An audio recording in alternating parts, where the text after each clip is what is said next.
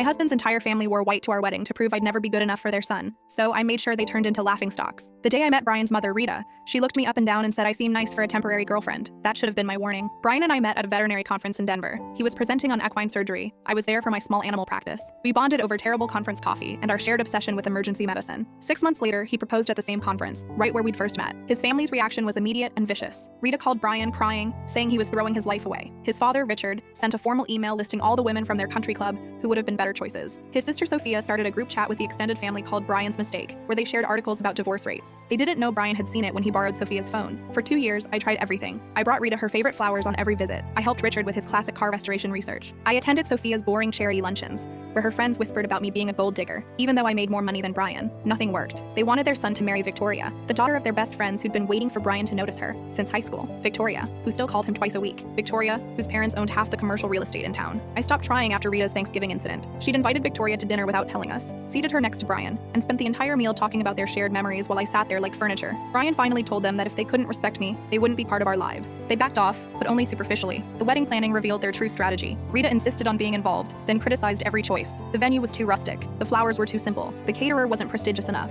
She offered to pay for upgrades, but only if she could make the decisions. We declined and paid for everything ourselves. 3 days before the wedding, Sophia called Brian, panicking. She'd seen our cousin posting about her dress and realized she'd bought the same one I described as similar to mine. Could she still wear it? Brian told her absolutely not. Buy something else. She agreed, sounded apologetic even. The morning of our wedding, I was getting ready with my bridesmaids when the photographer knocked. He needed to discuss something urgent. Brian's family had arrived for pre-ceremony photos and there was a situation. Every single one of them was wearing white. Rita was in a white beaded gown that looked like a mother of the bride dress because it was one. Richard is in a white suit. Sophia is in a white cocktail dress. Brian's grandmother, aunts, uncles, and cousins, all in white. 23 people dressed like they were attending their own weddings. The photographer didn't know what to do. My maid of honor, Julia, started cursing. My mother went silent, which was worse than yelling. I asked the photographer to give us a moment and sat down to think. They wanted to ruin my wedding. They wanted the photos to look ridiculous, for everyone to talk about how his family upstaged me, for the day to be about their protest instead of our marriage. But then I remembered something. Julia's sister managed a Halloween store that stayed open year-round for theater productions. It was 40 minutes away. I called her. Did she have costume accessories in bulk? Specifically, did she have those cheap promotional t-shirts from last Halloween's zombie run? The bright red ones with fake blood spatters that said Survivor in huge letters? She had boxes of them. Julia and 2 bridesmaids drove there while I continued getting ready. They came back with 30 shirts and a bag of accessories. I had the wedding coordinator call a quick meeting with Brian's family in the garden, away from other guests. I walked out in my wedding dress, carrying the box of shirts. Rita started to speak, probably to make some excuse, but I cut her off. You have 2 choices, I said. Put these on over your clothes right now, or leave. The ceremony starts in 20 minutes. Sophia laughed, said I was being ridiculous, that I couldn't force them to ruin their outfits. Richard said I had no right to make demands. Rita called me a controlling bitch who'd finally shown my true colors. That's when Brian appeared. He'd been waiting inside, letting me handle it my way first. He looked at his family, all dressed in white, and said 5 words. Put them on, or go. Their jaws dropped. Full story on channel. Link below.